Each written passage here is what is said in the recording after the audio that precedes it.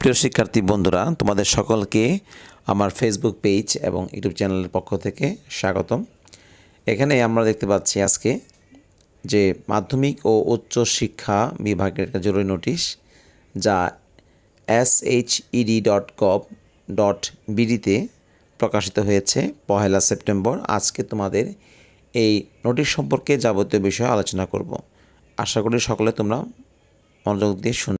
1 September 2024 জাতীয় শিক্ষাক্রম 2022 নতুন পুস্তক মুদ্রণ ও চলমান মূল্যায়ন পদ্ধতি সংক্রান্ত জরুরি নির্দেশনা প্রদান। নিচে এটার সকল তথ্য দেওয়া আছে, আমি দেখাচ্ছি। নাম্বার কতে বলা আছে, প্রথম, দ্বিতীয় ও তৃতীয় শ্রেণীর পাঠ্যপুস্তক এবং তাদের শিক্ষা কার্যক্রম, এছাড়া চতুর্থ এবং পঞ্চম শ্রেণীর যে পাঠ্যপুস্তকের এই সবগুলোই পরবর্তী পর্যায়ে 2012 সালের মতো হবে। নাম্বার খতে বলা আছে যে ষষ্ঠ থেকে নবম শ্রেণীর 2024 সালে এই বইটা বহাল থাকবে এবং 2025 সালে যথাসম্ভব সংশোধিত ও পরিমার্জিত পাঠ্যপুস্তক সরবরাহ করা হবে। এবং গ নাম্বারে বলা আছে ষষ্ঠ, সপ্তম, অষ্টম, নবম শ্রেণীতে অধ্যয়নরত যারা রয়েছে তাদের আপাতত যে মূল্যায়ন কার্যক্রম সেটা আপাতত স্থগিত, অর্থাৎ পরবর্তী পর্যায়ে বলা আছে যে 2024 সালের ষষ্ঠ থেকে নবম শ্রেণীর বার্ষিক পরীক্ষা অনুষ্ঠিত হবে।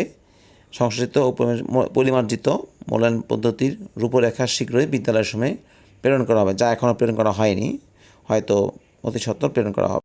2025 সালে দশম শ্রেণীতে উত্তীর্ণ শিক্ষার্থীদের এসএসসি ও সমমান পরীক্ষা বিজ্ঞান, মানবিক ও ব্যবসায় শিক্ষা শাখা, যেটা 2012 সালের আলোকে প্রণীত সংশোধিত ও পরিমার্জিত পাঠ্যপুস্তকসমূহ, অর্থাৎ 2023 সালে থেকে যে পাঠ্যপুস্তক ব্যবহৃত হচ্ছে সেই অনুযায়ী করা হবে।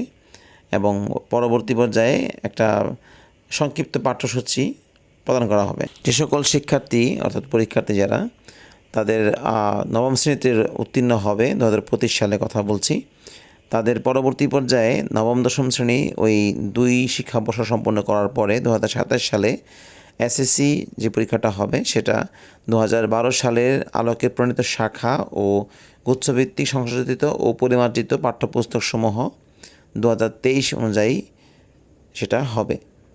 এবং 4 নম্বরে বলা আছে যে পরবর্তী পর্যায়ে 4 নম্বরে বলা আছে যে শিক্ষাবিদ, শিক্ষাক্রম বিশেষজ্ঞ, তারপরে সুশীল সমাজের প্রতিনিধি এবং গার্জেন সকলকে নিয়ে 2025 সালে পরিমার্জিত শিক্ষাক্রম চূড়ান্ত করা হবে, যা 2026 সাল থেকে পরিপূর্ণরূপে কার্যকর করা হবে।